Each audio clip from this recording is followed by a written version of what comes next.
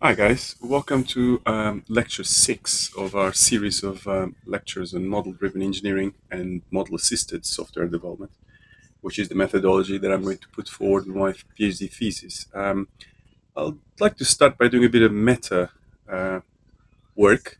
In that, I would like to talk a little bit about the research process that I took or undertook, I guess, in order to arrive at this conclusion.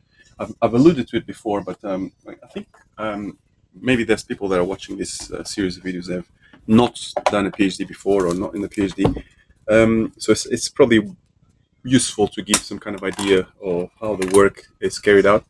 So I had to read a series of papers. What you see here is the printouts of the papers that I read. I'm not quite sure how many I read in the end, but I guess over 7 years, it's been a while. Um, and for each of these papers, of course, as you do, you end up dissecting a bit, spending quite a bit of time. I'm not sure if that comes across in the video, but analyzing the papers, breaking down the sort of the theoretical aspects of that. Um, I think one thing that is not obvious when you start a PhD, because you tend to just do one PhD, and I don't think anything really prepares you for a PhD, is how different PhDs are, and how suitable you are or not for the PhD that you're going to do. This is something that I wish somebody had told me in the beginning. But I don't think, to be fair, I don't think it's something you can explain. I think it's something you have to undergo as a process. But anyway, so I started my PhD on computational neuroscience, which is really interesting. And I still find that a very interesting field. Um, I possibly could recommend some books if you are interested in that. Um, One of them would be Neuron. This is very useful if you're trying to learn how to model neurons. But the one I was actually thinking about, which undoubtedly I would not be able to find, I think I should just give up. Afraid my shelves are a bit too disorganized for impromptu book searching. Um, Here we are. The book I recommend, I guess, is this chap here, Principles of Computational Modeling in Neuroscience. Uh, so this is how I started, and it was very, very interesting. I was lucky enough to meet a group of really clever people who joined just around my time or just before me. And I really enjoyed sort of the academia. I took some time off of work and I spent some time really learning a lot. But the conclusion I reached in the end was that it is actually really difficult to join the field where you don't really have the domain knowledge.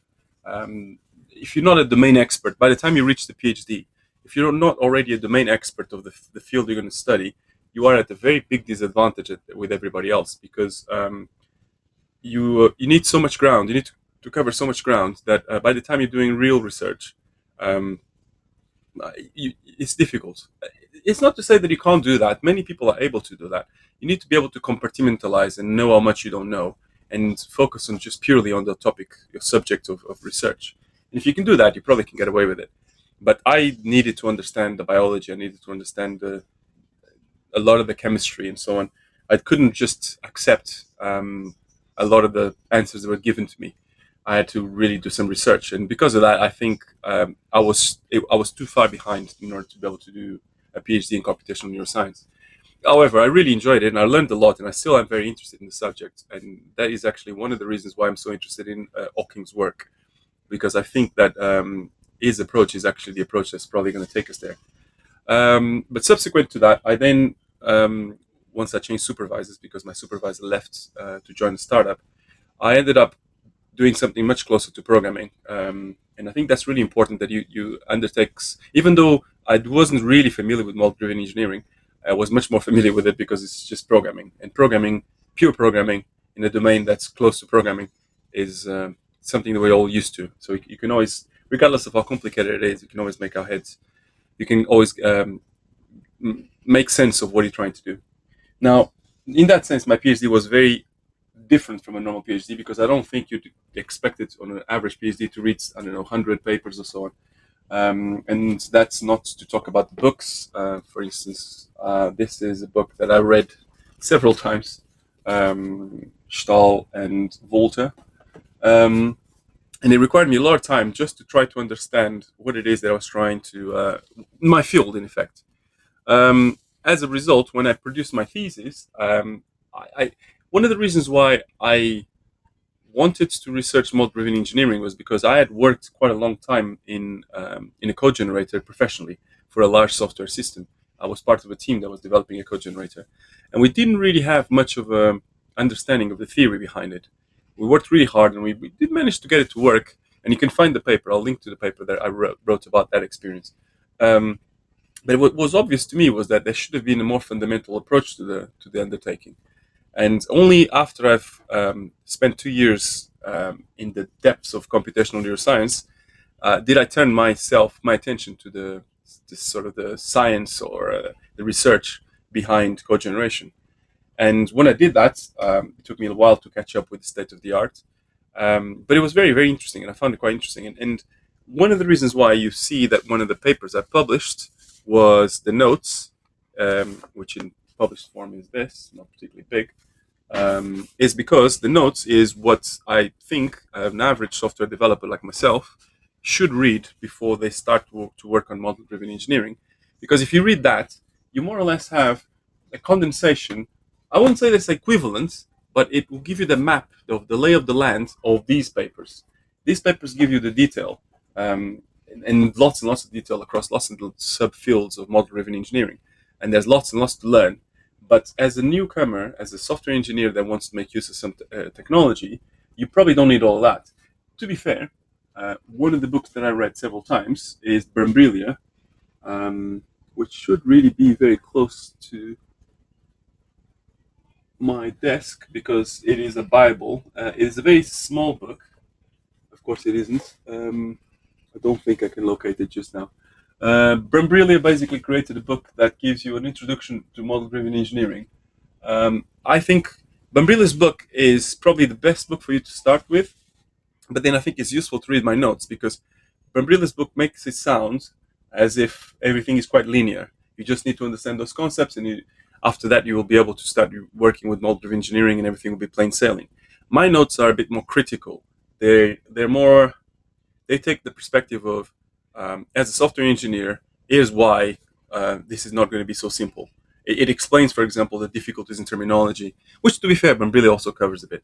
But I think that Brambilla's view is more is the technology ready for you to apply, and my view is a bit more. Here are the reasons why things are not quite so straightforward. So, in that spirit, we enter chapter 5 of my notes. And I think this links quite nicely. So, what we'll see in chapter 5 is, as I've alluded to a few lectures ago, it's very difficult to understand where MD begins and ends.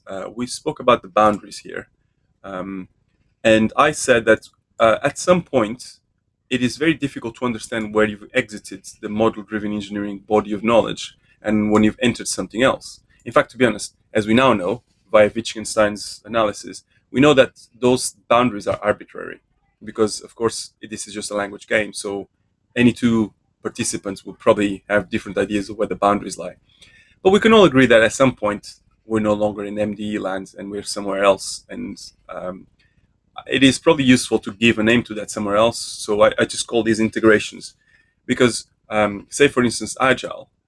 We're bound to use Agile, if not Agile specifically, but some Agile-like methodology to do your typical software development. And when you introduce MDE, you will need to make adjustments to your process in order to cope with this second task, which is the modeling task. And that's what we're going to talk a little bit about today. We're going to talk about how MD changes the software engineering process. Now, if I go back to my research, what was interesting from my perspective was I thought quite deeply about the years that I spent on the code generation team, and if you read Stahl and if you read Volta, they talk a lot about this. Their analysis is a bit more deep. It's a deeper analysis than, say, Brambrilla's. But of course, and Brambrilla's book is an introduction that's suitable for an engineering course, software engineering course. Stahl's book was more, it's older, it precedes it, but it was more targeting the architect and the software engineer in a company. So this would have been the book, I guess, that I should have read when I was doing my code generation work, or prior to doing that. So let's just, before we even get into that, let's just talk a little bit about methodologies, because I think this is one of the problems. I definitely know for sure this is one of the problems with software engineering. When we talk about methodology, we don't normally, we just use the word methodology. We don't really spend a lot of time thinking what we mean by that. So my literature review revealed that in computer science, we consider a methodology to have three components, I guess. Some kind of philosophy, which is basically a set of assumptions and beliefs that the people that design the methodology come up with. A set of modeling conventions. Now, because we are in the context of MDE, we could just allow ourselves to call this a modeling language. But you could also think of the domain of the methodology. It is, in effect, the ubiquitous language, if we use Evans and domain-driven design. It is the ubiquitous language that you use within the methodology and the terms that you come up with within the context of that methodology. And then you have the processes. The processes are basically the dynamics part of the methodology. They explain who does what and when, and what the roles are of the different actors. And these three things together, normally, because they're supposed to be coherent, there's supposed to be an overarching reason why these things are connected together into a methodology. And once you do that, you create something something discrete, something that has a sense of purpose, and something that can be applied. That's the point of the methodology. Now, if you really, sadly, I'm a bit of a reductionist. So once I start reading up on something, then I always end up reading up on what was behind it. In truth, we use the word methodology quite incorrectly from a scientific perspective. Pretty much, I think only the computer scientists use the word methodology in this sense. So if you look at people like Brinkamper, you'd see that they what we call methodology, they say should be called a method. And there is a lot of work explaining why it is that the computer scientists use these terms incorrectly. But I don't think it's worthwhile trying to revisit this, because, again, if you go back to our language game, all of us computer scientists have been playing, and software engineers, we've been playing this language game for such a long time that we all know what is meant by methodology. Even if we don't know exactly these details that I'm covering here, at least we have some kind of idea of a methodology. So if I now start talking about method and so on, it's just going to confuse the issue. And it's good enough that there's enough participants in the language game by now that the word methodology within computer science is accepted as is. So we don't need to revisit that. But what's important is that, as we explained at depth on the first chapter of our of the notes, you can't consider model-driven engineering as a methodology. You can't even consider some of the variants, such as MDA, as a methodology, because these things are more bodies of knowledge. They don't really have this coherent set of underlying philosophy, a set of modeling conventions, and a set of processes that are ready to be applied, identifying actors and so on. They're more toolboxes with lots and lots and lots of tools, and they allow you to create a methodology from it. And I defend this in my thesis. I do not think it's possible to apply model-driven engineering without coming up with a methodology. You may do it implicitly or may do it explicitly, but you will come up with some kind of methodology, because otherwise what will happen is you'll just have chaos, because, as we found out when we apply this in practice, and as we'll cover in the remainder of this lecture, if you let everybody do whatever they feel like doing at whatever time, you will soon lose control of the code generator and the modeling process. So there has to be some kind of process that dictates how the modeling process is related to the normal software engineering process. And almost by definition, the modeling process ends up being some kind of variant of MDE, and that variant is the methodology, or should be the methodology. So the first question I guess one should ask is, when you apply model-driven engineering, is there a type of software development process that one should apply? Actually, let me just check something's happening here. 1 second. My computer appears to be misbehaving, but it looks fine now. So So, as we all know, the software development process is going to be guided by some kind of approach. And that approach, there are two big types or two groups of approaches, I guess. A structured approach, which we normally associate with something like waterfall, and the iterative approach, which we normally associate with something like agile. Now, it may be the case that some people assume that model driven engineering is or requires a structured approach. And by that, I mean, if we go back to the previous chapter that we discussed in the lecture 5, um, we saw this diagram, which anyone as old as I am will immediately recognize as a waterfall type of diagram. Because in the past, many moons ago, we used to, even when I joined programming, this was already kind of coming out of fashion slightly. But we used to sit down and we used to write these massive documents that contained all of the requirements, and I put this in quotes. And we used to do all this analysis and so on, and we used to design the architecture. And we used to do all these things, and then at some point we'd start doing the coding. And the coding would always be maybe after a year or so, or even 2 years of hard work and all of these modeling aspects of the system.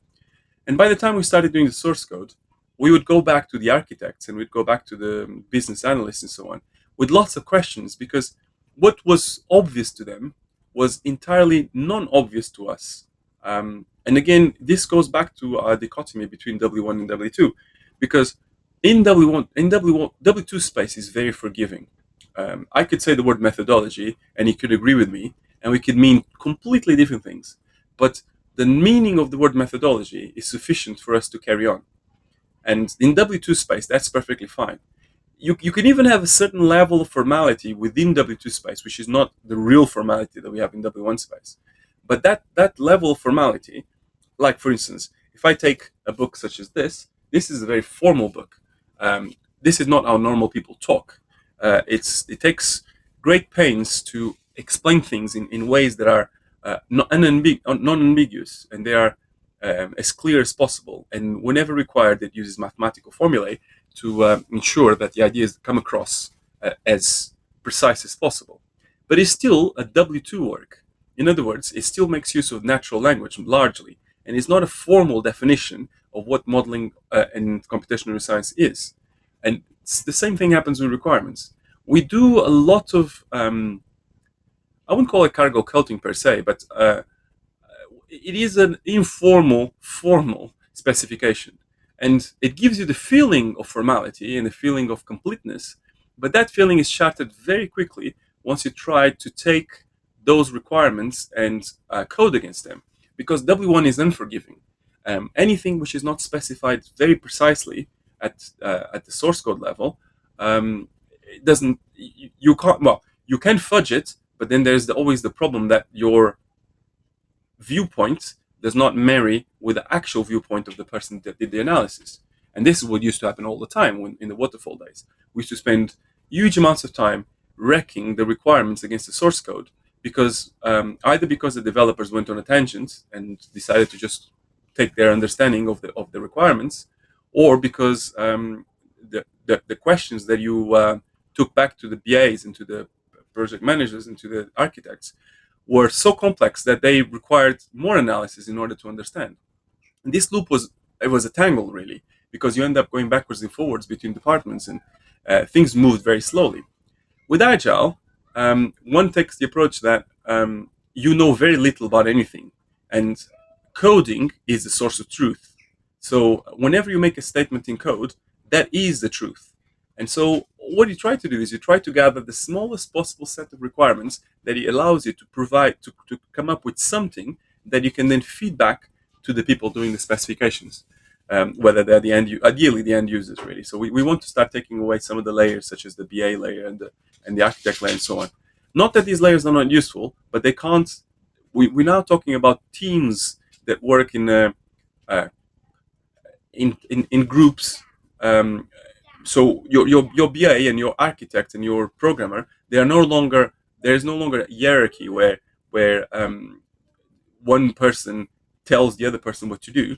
What there is now is there's a group of people together as a team. They're trying to make sense of the problem domain, and the BA perhaps will be responsible for still gathering the requirements, but not in the traditional sense of waterfall.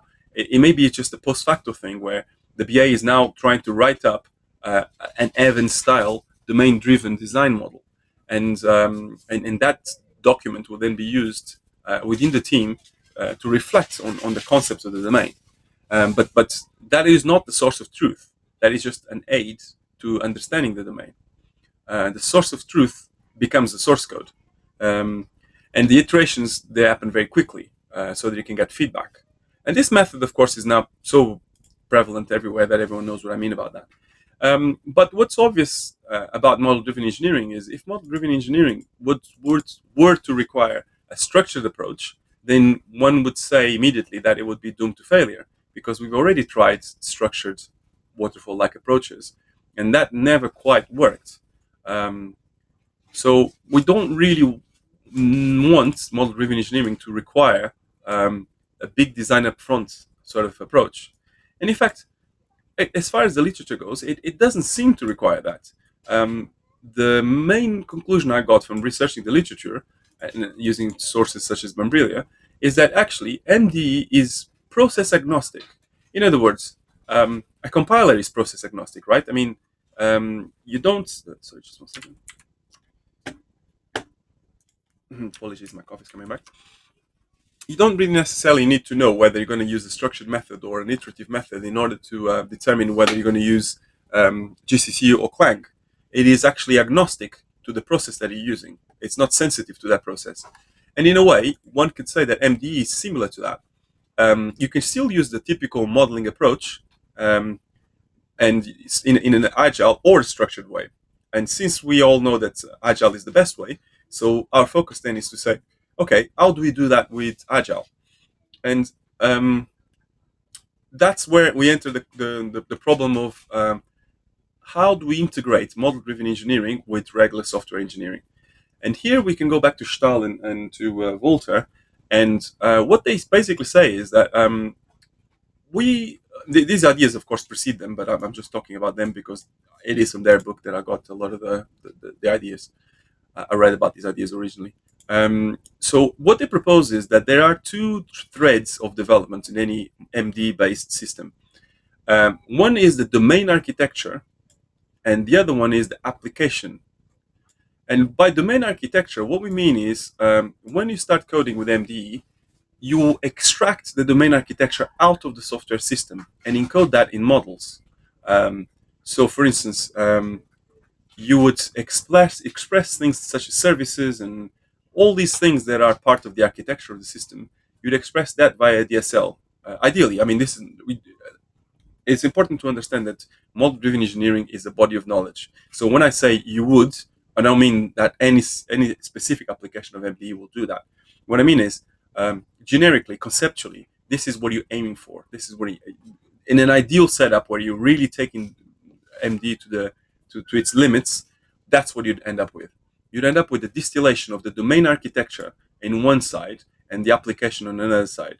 And then you would, just like you would with Agile, you would iterate on those two threads. Now, because the domain architecture is consumed by the application developers, and because the application developers are strongly impacting the domain architecture, these two threads of development are very, very closely related. In other words, these guys here are providing the language with which these guys here can talk. So if the language is limited or not quite right or something not if this language is not expressive enough, then you can't utter sentences that make sense. And vice versa, if you don't understand enough about the domain that you're trying to create the language for, then you would also have an issue because you won't be able to create the right DSL for that domain. So this interaction between the two teams is obviously a very important challenge. And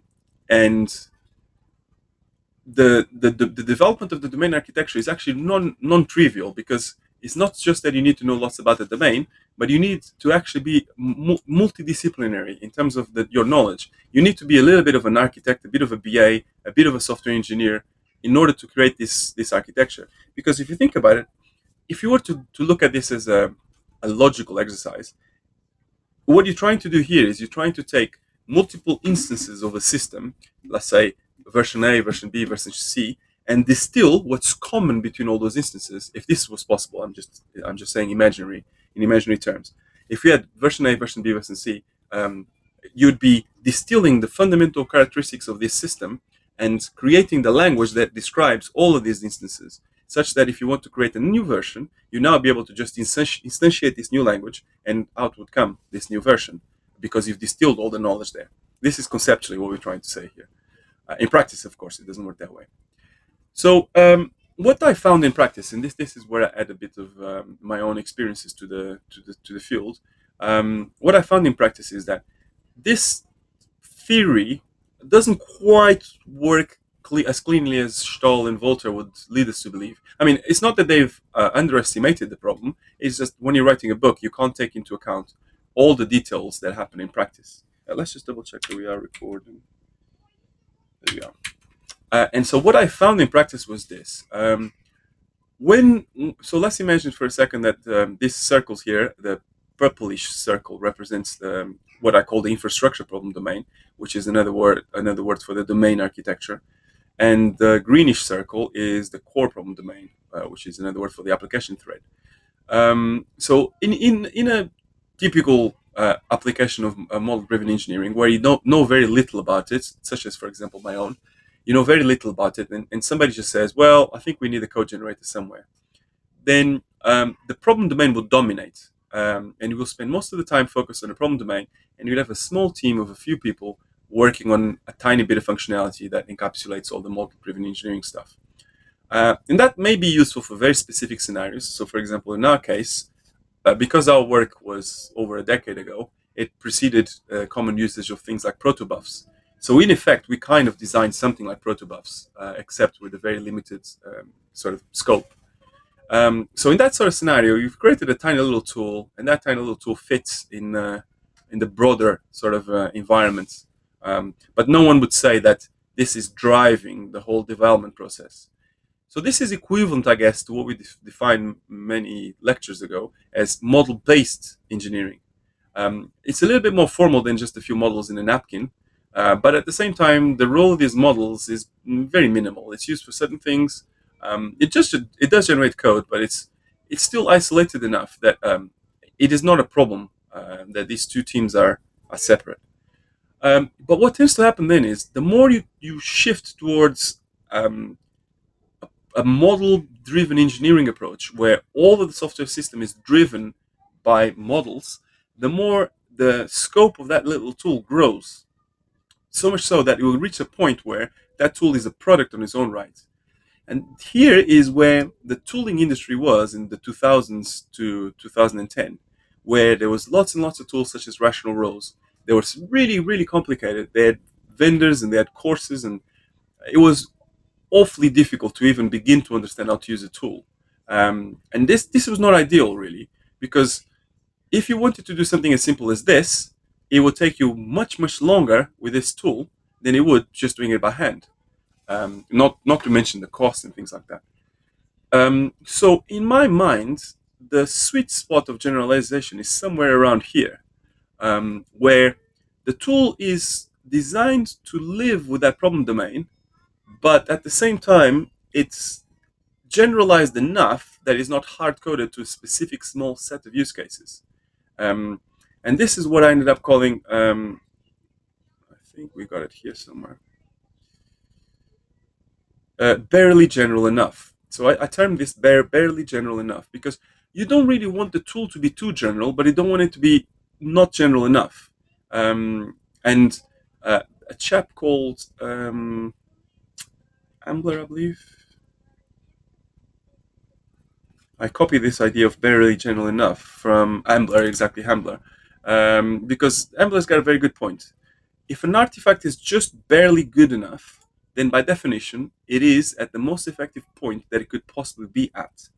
Because by the time you become more than barely good enough, you've already spent too much engineering effort on things that are not necessarily anymore. Um, so that's what happens when you start driving to the right in this curve. You there is a limit to generalization. If you become too general, it becomes unwieldy and too difficult to use. And so So this is kind of what we have.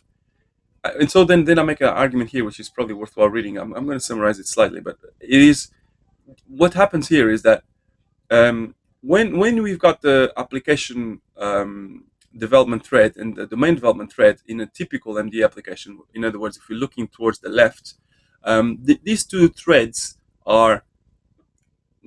This is simple enough. Well, this is simple enough, the domain development, that it doesn't feel like you've got two completely different applications being written. It feels like the teams are very working closely together. But what will happen is the more you try to generalize the domain architecture, the more you're going to end up with a split, because as you can imagine, you are in effect developing two different applications. It just so happens that one of the guys, this guy here, is the user of the application, and these guys here are the developers of the application.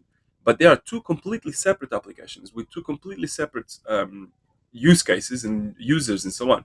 And that's why it is so difficult to develop in-house model-driven engineering tools, because as you start to generalize, you start to realize that actually now I've got two products, and once you've got two products, then most likely than not, the second product, which is the MDE part of the product, will become underfunded, because almost every company will have a domain that they're focused on, and that domain will not be model-driven engineering. So at some point, somebody's going to say, "Well, why do I have X developers working on this modeling stuff, and when will we ever finish the modeling stuff?" And that kind of is the problem, because you never finish really. These two things are interlocked, and they should continue evolving in an interlocked fashion. Once you stop in the funding of the work on model-driven engineering, you will be in a very perilous position, because you've now invested all this work that the application thread is making use of, and no one will have the capacity to understand all the complexity around model-driven engineering to maintain the tool. So the tool will slowly die a death, and the developers that are in the application thread, in other words, dealing with the core problem domain, they will be stuck with the legacy application that no one knows how to manage anymore and maintain, which is a very common problem that you'll find in a lot of uses of model-driven engineering. So the argument then that I try to make is, if you really truly want to use model-driven engineering, then you have to somehow establish this barely general enough, or a framework to maintain the barely general enough approach. Because if you go over for the overgeneralization, you're now reliant on a vendor, and most likely than not, they're going to be far too removed from your use case, and it's going to be expensive and so on. If you go for the undergeneralization, in other words, keep everything in house and try to keep it as small as possible, soon enough, this tool is going to be either so specific to your system that only people in your system understand it, or too complicated and no one else can help you manage it. And so what tends to happen at this point in time is you need to manage the generalization. This is a difficult topic, because when we think of programming, we don't tend to associate the management of generalization, or as the technical term is, variability. We don't tend to think of that as a separate entity from programming. We think of variability, we don't even think of variability. We just, at best, a programmer will associate configuration with programs. So you think of like the options you've got, the knobs that you've got in the system, but you don't really spend a lot of time thinking of that as domain on its own right. But what the road that we're traveling on is leading us towards the need to identify the correct way of managing variability, such that we can target a barely general enough sort of approach. And that's where we finish here with our integrations. So if we were to summarize where we are here, what we just achieved, or where we got to, is we concluded that model-driven engineering needs to be integrated or with other aspects of software engineering that are deemed to be outside of the body of knowledge of model-driven engineering. Now, the boundaries of MDE are themselves very difficult to establish, but it's okay. We're comfortable with that, because we now know that, as per Wittgenstein, it's just a language game, and as long as we've got enough agreement on what we mean by the boundaries, we're happy enough with that. So then we can say that things such as agile and waterfall and other methodologies used for the development of software systems, they lay outside of the scope of model-driven engineering. But we also agree that the use of model-driven engineering will have an impact in the way that the software development process happens. So it is important to determine the relationship between model-driven engineering and the software development process. We then discussed what we mean by software development methodology, and we started by defining what is a methodology, and characterized the key concepts around the methodology. We also stated that it's very likely that when you start using MDE, you're going to create a specific variant, which is going to be ideally an explicit methodology that will guide how you use model-driven engineering. And then finally, we started discussing how integrating that variant that you're going to create with something like Agile would work. And that's where we identified the notion of threads, where in effect we have the model-driven engineering thread and you have the model-driven engineering application thread. So in other words, in one thread would be developing the infrastructure and the other thread would be applying that infrastructure. And finally, we then discussed what tends to happen in several scenarios of this process, including our own personal experiences, and the dangers that lie on either the left side or the right side of this curve. Both of these scenarios are not ideal. Given enough time, they will both reveal to be problematic. And finally, we concluded our lecture by mentioning that if generalization is the key, then we need to understand the techniques to manage variability, because variability is key to managing generalization from a perspective of model-driven engineering, from the domain of model-driven engineering.